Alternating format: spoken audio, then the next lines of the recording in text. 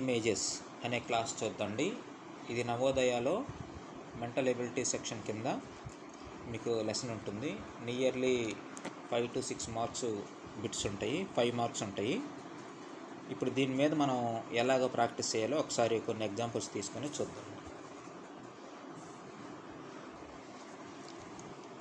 మనం మన సెషన్లోకి వెళ్ళే ముందుగా కొంచెం క్లియర్గా మిర్రర్ ఇమేజెస్ మీద మనకు క్లారిటీ రావాలంటే ఇక్కడ కొన్ని ఎగ్జాంపుల్స్ చూద్దాము.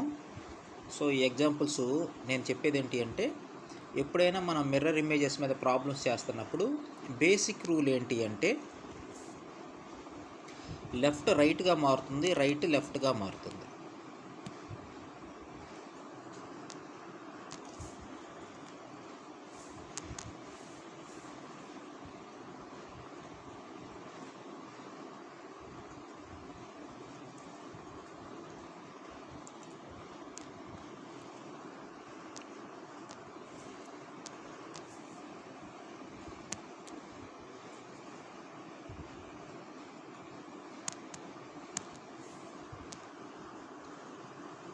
లెఫ్ట్ రైట్గా మారుతుంది, రైట్ సైడ్ అనేది లెఫ్ట్ సైడ్గా మారుతుంది. ఈ బేసిక్ రూల్ గుర్తుంటే మనం మిర్రర్ ఇమేజెస్లో ఎలాంటి బిట్నైనా కానీ మనం సాల్వ్ చేయగలము. ఇంకొకసారి చెప్తున్నాను, లెఫ్ట్ సైడ్ అనేది రైట్ సైడ్గా మారుతుంది, అలాగే రైట్ సైడ్ అనేది మిర్రర్ ఇమేజెస్లో లెఫ్ట్ సైడ్గా మారుతుంది. ఈ బేసిక్ రూల్ని గుర్తుంచుకొని మనం ప్రాబ్లమ్స్ చేయొచ్చు. చూద్దామండి ఎగ్జాంపుల్స్. ఇప్పుడు చూస్తే మనము ఇక్కడ సెమీ సర్కిల్ ఉంది, మీరు గమనించండి. ఈ సెమీ సర్కిల్ అనేది మిర్రర్ ఇమేజ్ వచ్చినా కానీ అలాగే ఉంటుంది, మనకు చేంజ్ అనేది కనిపించదు. అదే సెమీ సర్కిల్ని వర్టికల్గా మనం చూసినప్పుడు, ఇది హారిజాంటల్ కేసు. హారిజాంటల్ కేసులో ఏమవుతుంది అంటే, అది లెఫ్ట్ రైట్ అయినా రైట్ లెఫ్ట్ అయినా కానీ యాజ్ ఇట్ ఈజ్గా అలాగే ఉంటుంది. ఇప్పుడు సెమీ సర్కిల్ని మనం వర్టికల్గా చూద్దాం. ఇక్కడ చూడండి, ఇది లెఫ్ట్ సైడ్, ఇది రైట్ సైడ్. ఇక్కడ ఇమేజ్లోకి వచ్చేసరికి చూడండి, లెఫ్ట్ రైట్గా మారింది, రైట్ లెఫ్ట్గా మారింది, జస్ట్ తిరగబడతాయి అంతే. సో మీరు డయాగ్రామ్స్ పెట్టేటప్పుడు కూడా ఏంటి అంటే, మిర్రర్ ఇమేజ్ అనేది తిరగబడి ఉంటుంది, అంటే లెఫ్ట్ రైట్ అవుతుంది, రైట్ లెఫ్ట్గా మారిపోతుంది. ఈ ఒక్క చిన్న విషయం గుర్తుంచుకుంటే చాలు. ఇక్కడ 4th ఎగ్జాంపుల్ కూడా ఒకసారి చూడండి. మామూలుగా ఇమేజ్ ఇలాగుంది, అది మిర్రర్ ఇమేజ్ వచ్చేసరికి లెఫ్ట్ రైట్గా, రైట్ లెఫ్ట్గా మారిపోయింది. సో ఇది లెఫ్ట్ సైడ్, ఇది రైట్ సైడ్. ఓకే, సో ఇక్కడికి వచ్చేసరికి లెఫ్ట్ సైడ్ రైట్ అయింది, రైట్ సైడ్ లెఫ్ట్ అయింది. సో కాబట్టి మిర్రర్ ఇమేజెస్ అనేవి చాలా సింపుల్.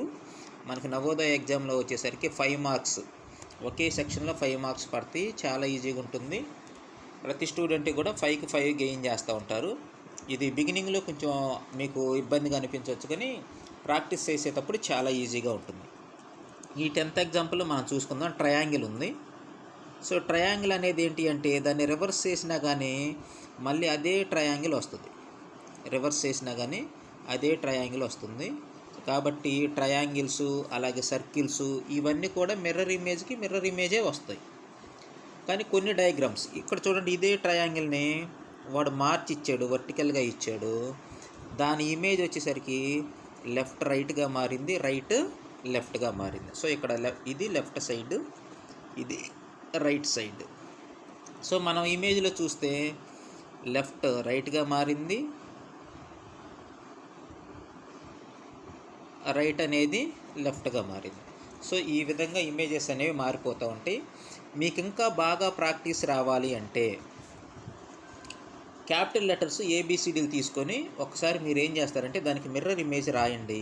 సో అప్పుడు మీకు చాలా క్లారిటీ వస్తుంది. ఒక్కసారి కొన్ని ఎగ్జాంపుల్స్ ఆల్ఫాబెట్స్కి నేను కొన్ని ఎగ్జాంపుల్స్ చూపిస్తాను, ఆ తర్వాత మనం లెసన్కి సంబంధించిన ఎగ్జాంపుల్స్ చూద్దామండి.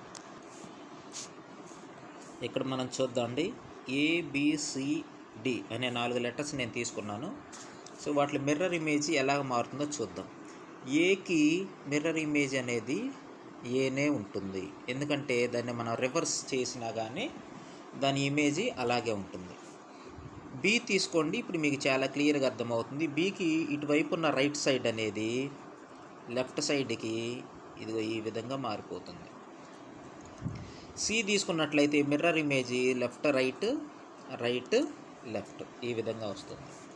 అలాగే డీకి తీసుకుంటే మిర్రర్ ఇమేజ్ అనేది ఇదిగో ఈ విధంగా రైట్ లెఫ్ట్ లెఫ్ట్ అనేది రైట్గా వస్తుంది అన్నమాట. సో మిగతా ఏబిసిడీలు ఆల్ఫాబెట్స్ మీరు తీసుకుని జెడ్ వరకు ప్రాక్టీస్ చేయండి, అప్పుడు మీకు చాలా ఎక్కువ క్లారిటీ వస్తుంది ఈ మిర్రర్ ఇమేజెస్ మీద. ఇప్పుడు మనం మన కాన్సెప్ట్లోకి వెళ్ళిపోయి కొన్ని ఎగ్జాంపుల్స్ చూద్దాండి. మనకు నవోదయ ఎగ్జామ్లో ఇలా బేసిక్స్ ఏమి ఇవ్వడు, ఏబిసిడీలు రాయమని, లేదంటే బిగినింగ్లో మనం చెప్పుకున్నాం కదా. సో ఈ డయాగ్రామ్స్ సెమీ సర్కిల్స్ ఇలాంటివి ఏమి ఇవ్వడు, వాడు కొన్ని ప్రాబ్లమ్స్ ఇస్తాడు. ఆ మోడల్ ప్రాబ్లమ్స్ కొన్ని మనం ప్రాక్టీస్ చేద్దాం. ఇప్పుడు చూద్దాం.